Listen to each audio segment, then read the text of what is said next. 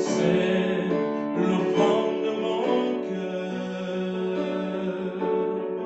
Je suis à toi, Jésus. Prends mon âme, prends mon cœur, je te donne tout. Prends ma vie, me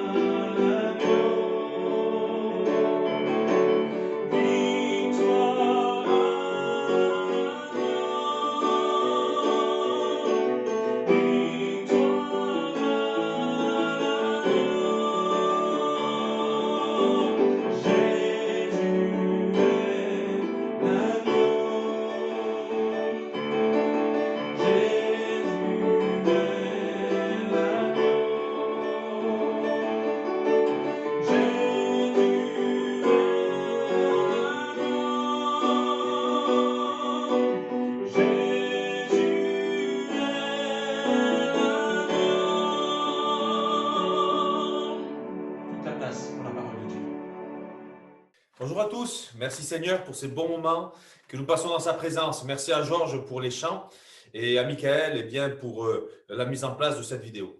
J'aimerais m'arrêter quelques instants avec vous pour ce message maintenant sur le thème de Jésus, un être exceptionnel, un être extraordinaire. Jésus est sensationnel, nul n'est comme lui. Il est tellement extraordinaire, il a tellement été source d'inspiration que beaucoup de gens ont voulu s'inspirer par lui et même en ont fait comme un emblème, comme un symbole de leur façon de penser, de leur mouvement, alors que ça n'avait parfois rien à voir avec l'évangile, mais parce que Jésus, il influence. Jésus, il nous inspire. Jésus, il est empreint d'une sagesse, d'un amour. Il a une façon de vivre qui nous étonne, qui est démarquée de son temps et qui nous a amené encore aujourd'hui à nous arrêter à lui. Et je veux m'arrêter sur le personnage de Jésus.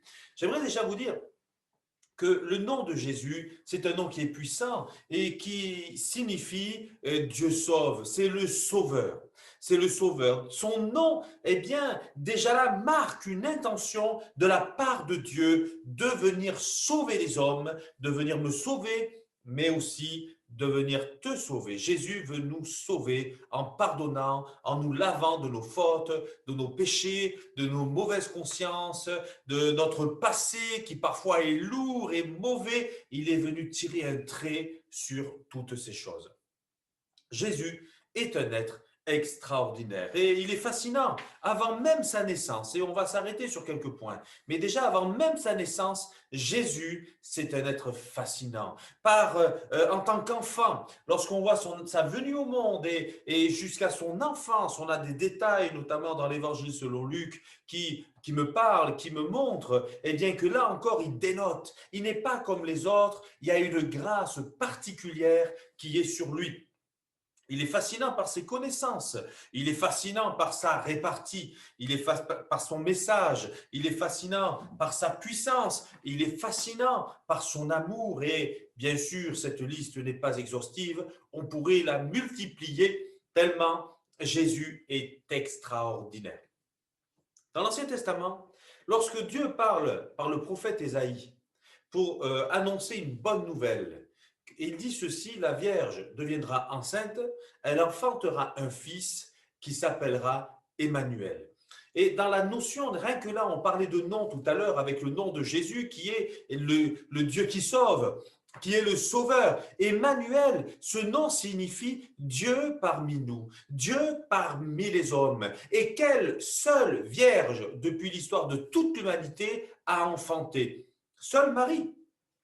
Il n'y a que Marie qui a enfanté en étant vierge de l'enfant qu'on a nommé Jésus le Sauveur, qui n'est autre que Emmanuel, Dieu avec nous, Dieu parmi nous. Et là, c'est quelque chose d'extraordinaire.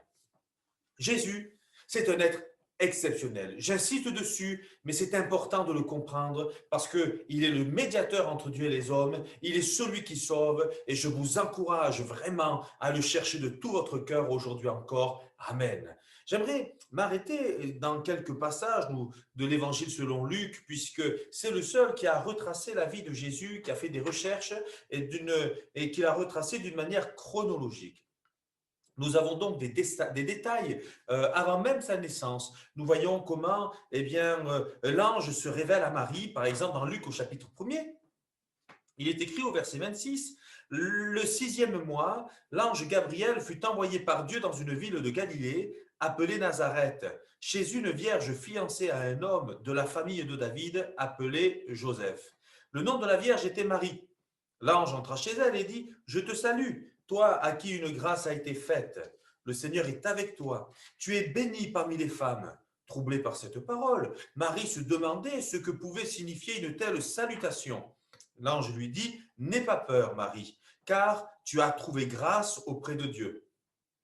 Voici que tu seras enceinte, tu mettras au monde un fils et tu lui donneras le nom de Jésus. Il sera grand et sera appelé fils du Très-Haut et le Seigneur Dieu lui donnera le trône de David, son ancêtre. Amen. » Vous pouvez continuer la lecture et vous pourrez la continuer à la maison, mais vraiment, ce texte, il est extraordinaire. On est entré dans un temps particulièrement béni. un temps difficile, un temps houleux. Juste pour rappel, eh bien, Israël est encore sous l'occupation romaine. Israël n'est pas libre. Il y a des soldats romains dans les rues de Jérusalem, dans différentes villes. Il y a même des rois qui ont eh bien, la nationalité romaine et qui gouvernent, tels que Pilate. Il y avait des gouverneurs, je pense aussi à Hérode, et ils sont là, ils imposent des lois. Il y a des centeniers qui sont des chefs de 100 soldats qui sont là aussi et qui occupent Israël. Il y a des juifs qui sont partis aussi dans le monde entier. Nous le voyons notamment dans Acte 2, lorsque eh bien, des Juifs sont venus de partout dans le monde pour adorer l'Éternel le jour de la Pentecôte. Il faut dire qu'ils sont sous occupation romaine, mais avant, eh bien, il y a eu les guerres avec la Grèce, enfin, il y a eu des événements terribles avec des empires qui se sont dévorés les uns les autres. Et là, il y a une trêve. Une trêve. Il y a un moment de bénédiction particulière. Il y a une grâce particulière. Premièrement, la femme, eh bien, qui était âgée, qui ne pouvait pas avoir d'enfant, devient enceinte et elle enfantera Jean-Baptiste. Et cette dame, cette maman de Jean-Baptiste, s'appelle Élisabeth et elle n'est rien d'autre que la cousine de Marie. Maintenant, Élisabeth, elle est bénie, elle devient enceinte, et voici que Marie, à son tour, c'est la lecture que nous venons de faire, a une révélation de l'ange Gabriel qui lui dit, tu es bénie, tu as trouvé grâce auprès de Dieu, et tu vas avoir un enfant que tu appelleras Jésus. Et alors elle dit, mais comment ça peut se faire? Je n'ai jamais connu d'homme, je suis vierge. Comment est-ce possible? Ça se fera, dit l'ange, car rien n'est impossible à Dieu. Et si c'est vrai pour elle, c'est vrai pour tout. Rien n'est impossible à Dieu, quelle que soit la situation que tu traverses, quelles que soient tes difficultés. Parfois, on a l'impression même que, eh bien, nos prières ne dépassent pas le plafond. J'ai envie de vous dire tout de suite, ce n'est pas vrai. Ne restez pas sur ces impressions, parce que quand tu as donné ton cœur au Seigneur, le Seigneur s'occupe de ta vie. Il est même écrit que rien ne nous séparera de l'amour de Dieu manifesté en Jésus-Christ, notre Seigneur. Jésus dira, nul ne vous ravira de ma main. Il nous tient. Tout ce que vous demanderez au Père en priant, croyez que vous l'avez reçu et vous le verrez s'accomplir. Le Seigneur est le Dieu de toute bénédiction et celui qui lui a confié sa vie, Dieu le bénit, tout comme cette femme qui était une femme pieuse, qui était une femme sincère, eh bien elle a trouvé grâce auprès de Dieu, elle est bénie par Dieu et alors elle aura le grand privilège de donner naissance à Jésus. Cette histoire est fascinante. Certains peut-être n'y croiront pas. Moi, j'y crois parce que la Bible me le dit et je crois que la Bible, c'est la vérité. Cette histoire est fascinante et Jésus est fascinant déjà avant sa naissance. Quand on considère les éléments que Dieu est en train de mettre en place à travers la naissance de Jean-Baptiste qui préparera le chemin du Seigneur et maintenant, eh bien, cette révélation à Marie pour l'enfant Jésus. Après ces événements, Marie rend visite à sa cousine Élisabeth. Et quand Élisabeth entend la voix de Marie, l'enfant qu'elle a dans son ventre, Jean, tressaille. Il y a quelque chose de particulier qui fait qu'elle sent, elle ne le voit pas, mais elle sent qu'elle comprend que Marie est enceinte d'un enfant qui est encore plus particulier, si vous me permettez cette expression, que Jean. Et elle va même eh bien, faire comme une bénédiction, comme une prière particulière, une action de grâce pour remercier Dieu. Et elle va dire des mots qui vont faire plaisir à Marie. Marie va repenser à toutes ces choses. Il y a des choses qu'elle entend, qu'elle remarque. Je l'imagine un peu eh bien, troublée, touchée parce qu'elle entend dans le bon sens. Cet enfant, il est béni. On l'appellera fils du Très-Haut. Si vous me permettez de paraphraser, on l'appellera fils de Dieu. Fils de Dieu. Comprenez bien que avant même sa naissance, Jésus est béni. Jésus est déjà là, un être particulier, et les éléments se mettent en place pour le démontrer, jusqu'à sa naissance. où les anges vont danser, vont se révéler auprès des bergers, lesquels vont aller à l'étable là où il y avait Jésus qui venait de naître. Comment savaient-ils que c'était là? Ils y vont, ils ont entendu la voix des anges, et ils ont écouté la voix des anges, et ils sont partis, et ils ont vu là Jésus enfant, ils ont adoré Dieu. Ces hommes qu'on a appelés les mages ou les rois mages, qui sont partis d'Orient en suivant cette étoile qui venait de naître, qui disait un grand roi est né, ils sont arrivés jusque devant Jésus. On pourrait même s'arrêter dans les prophéties qui nous annonçaient avec précision des détails sur la Vierge qui deviendra enceinte, sur le lieu où devait naître Jésus, sur les parents et qui étaient les ancêtres de Jésus quelque part par la lignée de David. Tout est détaillé. C'est là quelque chose d'extraordinaire, tant dans la naissance que dans son ministère et même jusque dans sa mort et sa résurrection, où il est écrit notamment qu'il était mort pour nos péchés. Voyez-vous, Jésus, avant même sa naissance, c'est déjà là un être exceptionnel qui est fascinant. Qu'est-ce qui vous fascine aujourd'hui? Qu'est-ce qui est fascinant pour les hommes d'aujourd'hui? Un champion du monde de foot? Un champion de combat? Qu'est-ce qui est fascinant? Les hommes qui ont réussi dans la vie professionnelle. Mais qu'est-ce qui nous fascine? Des jeux sur ordinateur, qu'est-ce qui nous fascine? Et si on revenait à l'essentiel, à celui qui a le pouvoir de changer jusqu'au plus profond de notre cœur, nos êtres, ce que nous sommes, ce qui parfois nous fait rougir, nous fait honte. Lui, il est capable de transformer ces choses en faisant de nous des nouvelles créations. Oui, alors Jésus est fascinant avant même sa naissance, il est aussi en tant qu'enfant. Et on voit notamment à un moment donné, lorsqu'il avait 12 ans, je passe sur Siméon, sur Anne, cette dame qui était veuve depuis sa jeunesse et qui persévérait dans le jeûne, dans la prière, au service de Dieu, et puis qui vont même prophétiser sur Jésus lorsqu'on vient le présenter. Je passe sur ces éléments, j'aimerais juste m'arrêter lorsque Jésus avait 12 ans, qu'il s'est perdu.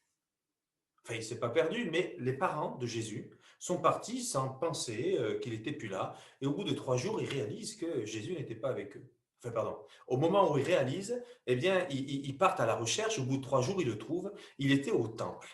Et au temple, il interrogeait les pharisiens, les religieux, lesquels étaient étonnés par sa sagesse, par sa connaissance, par sa science. Jésus, en tant qu'enfant, il fascine.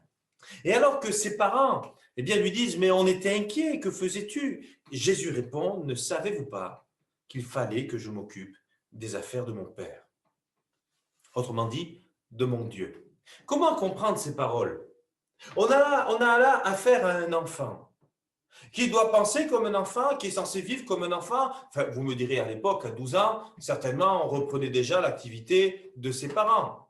Hein, c'était il y a 2000 ans en arrière, c'était en Israël, donc en Palestine, et quand on pense ne serait-ce qu'au Moyen-Âge, dès 10 ans, 12 ans, on entrait déjà dans le travail de l'artisanat, de l'agriculture, peu importe lequel, mais on entrait déjà au service de quelqu'un d'un point de vue professionnel. Donc ici, Jésus, il a une connaissance. Il est fascinant en tant qu'enfant et même les religieux le remarquent. Ce n'est pas un enfant comme les autres, si bien qu'il est écrit de Jésus qu'il grandissait en stature, en sagesse et en grâce. Que Dieu donne à chacun de nous de voir nos propres enfants grandir en stature, en sagesse et en grâce, et qu'il nous donne les moyens d'être de bons modèles pour eux. C'est jamais facile, je le sais bien. Mais faisons tous nos efforts pour que nos enfants soient touchés par la grâce de Dieu le plus tôt possible et qu'ainsi, le plus tôt possible, ils donnent leur vie au Seigneur, car c'est là le meilleur parti, c'est là la meilleure des choses à faire. Jésus est fascinant avant même sa naissance, il est fascinant en tant qu'enfant, il est fascinant par ses connaissances. Il est exceptionnel. Vous vous rendez compte quand même, ce n'était pas à l'époque d'aujourd'hui où on avait une scolarité obligatoire de 3 à 16 ans. Là, Jésus, il est fils de charpentier. Ses connaissances devraient s'arrêter à la charpente, à la menuiserie, au travail du bois, au travail de la couverture, au travail de la maçonnerie, éventuellement en fonction d'où il habite, eh bien, à l'agriculture pour cultiver un jardin, peut-être un peu d'élevage. C'est censé être un manuel, Jésus. Or, il connaît la loi. Il comprend les enseignements de la parole de Dieu. Il comprend les vraies interprétations, si bien même qu'il va tenir tête à ceux qui se sont destinés, de par leur patrimoine génétique, enfin parce que c'est la descendance de Lévi et d'Aaron qui étaient au service de Dieu, eh bien Jésus, lui, il va même les reprendre. Il a une meilleure compréhension des Écritures et il va recentrer sur l'essentiel. Alors, naturellement, il y en a qui ne vont pas du tout apprécier. Lorsque ces hommes religieux vont parler à cette personne qui est née aveugle, qui s'étonne, qui ne reconnaissent pas Jésus comme un grand prophète minimum, parce qu'on n'a jamais entendu en Israël qu'un homme né aveugle ait recouvré la vue. Ces hommes religieux vont le mettre dehors en disant « Mais toi, tu es né tout entier dans le péché, tu nous enseignes, mais tu n'y connais rien !» Notre position peut parfois engendrer une cécité spirituelle qu'on pourrait qualifier d'orgueil. Jésus, il est là. Il est censé être charpentier, c'est le métier qu'il a exercé. Et il a une connaissance des Écritures qui est extraordinaire.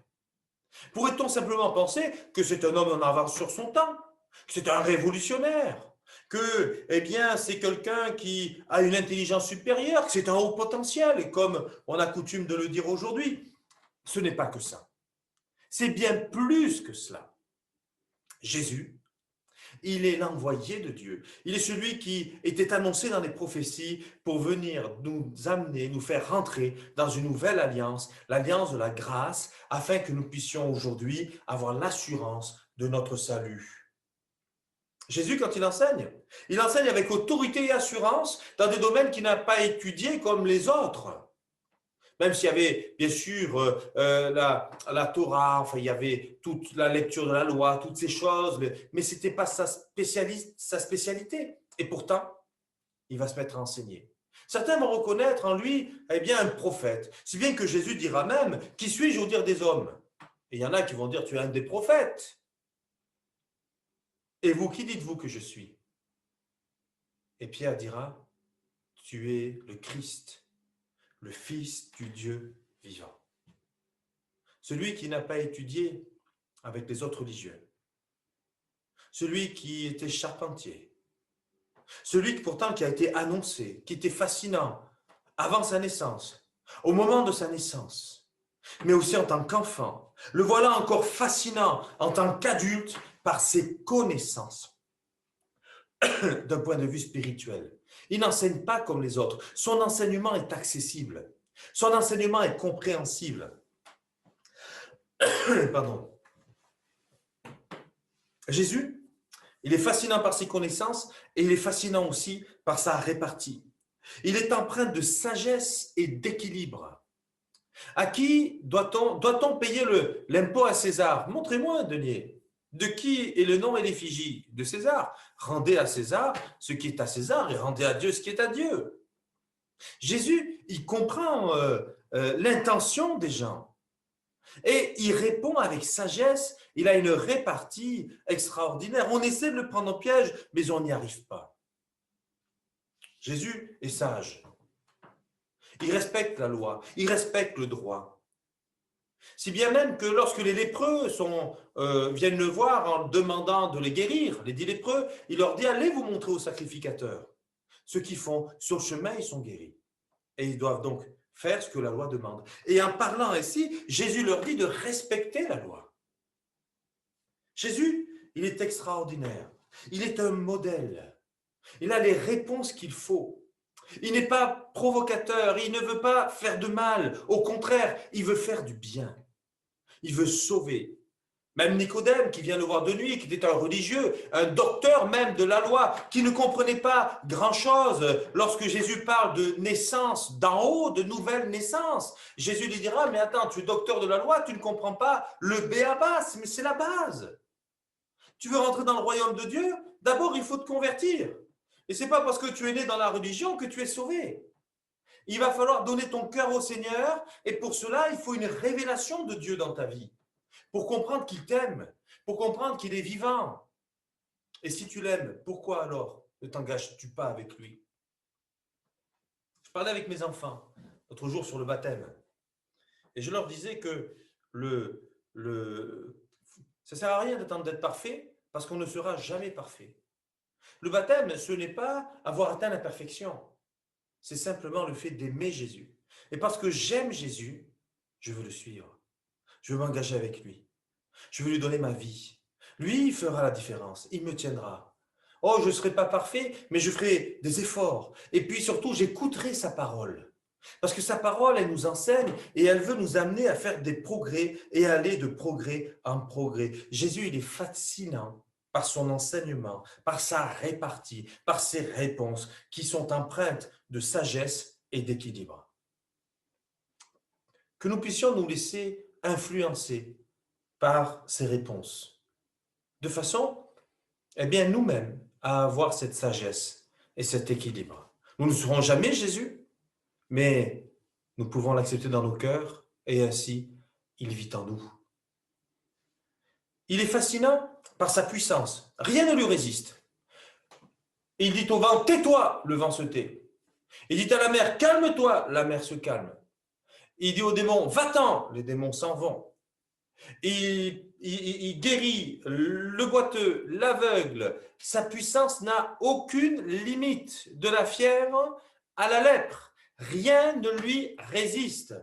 J'aimerais entrer dans cette période, j'aimerais le voir là devant mes yeux. Il est extraordinaire, il est tellement extraordinaire par sa puissance que lorsqu'il dit à ses disciples, je m'en vais, ces derniers sont troublés. Si bien que Jésus leur dira, ne soyez point troublés, croyez en Dieu, croyez en moi. Parce que je vous ai dit ces choses, vous êtes troublés. C'est quoi ces choses? C'est son départ, je m'en vais. Combien c'était rassurant d'avoir Jésus près de soi. Jésus, il est puissant pour toutes sortes de manifestations telles que nous l'avons évoquées précédemment. Mais il est aussi puissant pour donner sa vie en rançon, il accepte, il va jusqu'au bout, mais aussi pour la reprendre parce qu'il ressuscite des morts. Autrement dit, même la mort ne peut résister à Jésus. Jésus est plus puissant que la mort. La mort peut apparaître devant nous comme une fin. Je ne peux pas lui résister. Une fois que je le vois, c'est fini de ma vie. Jésus, il a vaincu la mort. Il a vaincu le diable. Il a vaincu le péché. Il a vaincu la tentation. Il a vaincu sa personnalité. Il s'est vaincu lui-même quelque part, la chair, en parlant de lui. Il a vaincu la mort. Si bien qu'il est appelé dans la Bible le prémisse des ressuscités. Il est même dit de lui qu'il est en tout le premier. Il nous a montré l'exemple. Il a ouvert le chemin pour que nous puissions le suivre avec cette assurance que ce qu'il a traversé, en vivant en nous, il va nous donner de le traverser aussi. C'est pour cela qu'il dira à ses disciples, il est avantageux pour vous que je m'en aille, car en partant, je vous enverrai le consolateur, le défenseur, le Saint-Esprit. Jésus est fascinant aussi par sa puissance et il n'a pas changé. Parce qu'il est mort, il est puissant pour pardonner nos péchés. Parce qu'il est ressuscité des morts, il est puissant pour nous sauver parfaitement une fois pour toutes. Et il le fait. Amen. Je terminerai en disant, Jésus est fascinant par son amour. C'est un être qui nous aime. Où a-t-on vu dans l'histoire de l'humanité un roi qui se fait serviteur et qui va donner sa vie pour ses brebis? Jésus, il a donné sa vie pour nous. Il n'a pas fait par devoir, il a fait par amour. Jésus, il nous aime tellement qu'il n'a pas hésité à nous pardonner quand nous reconnaissons nos fautes, quand nous reconnaissons nos péchés, quand nous reconnaissons que nous avons besoin de lui, que nous lui confessons nos péchés, que nous lui demandons pardon pour nos péchés, il nous pardonne sincèrement. Et il nous donne même la force de pardonner. Nous voyons dans les Épîtres que Dieu nous a donné la parole et le ministère de la réconciliation. Il est extraordinaire. Il est fascinant par ce modèle d'amour, de pardon et de grâce. Et il nous fait grâce sur grâce.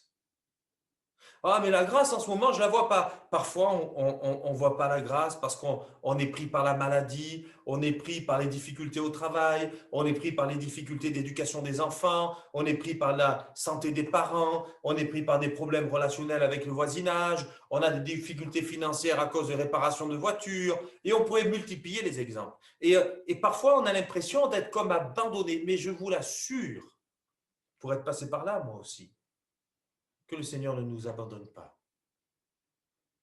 Il nous enseigne. Il est avec nous. Et il agit.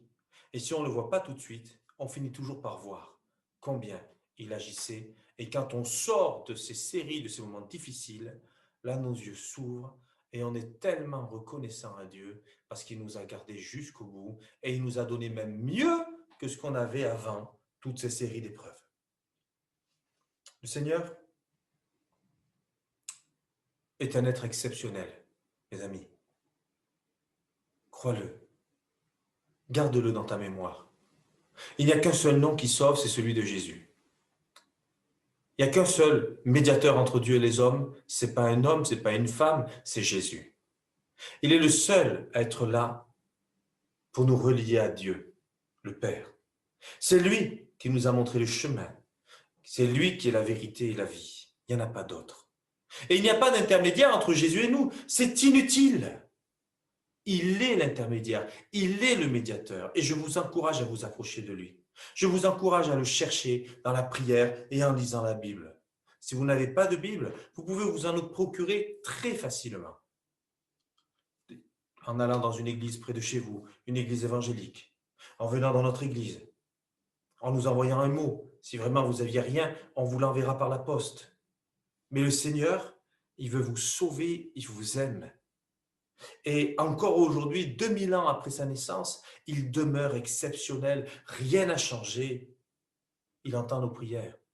Il prépare l'Église à la prochaine venue du Seigneur, qui se fera assurément. Alors j'aimerais que l'on puisse prier le Seigneur pour terminer ces moments.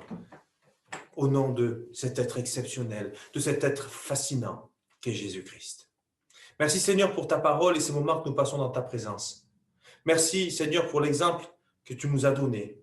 Merci Seigneur pour les auteurs du Nouveau Testament que tu as inspirés afin que nous puissions réaliser combien tu es toujours exceptionnel, extraordinaire.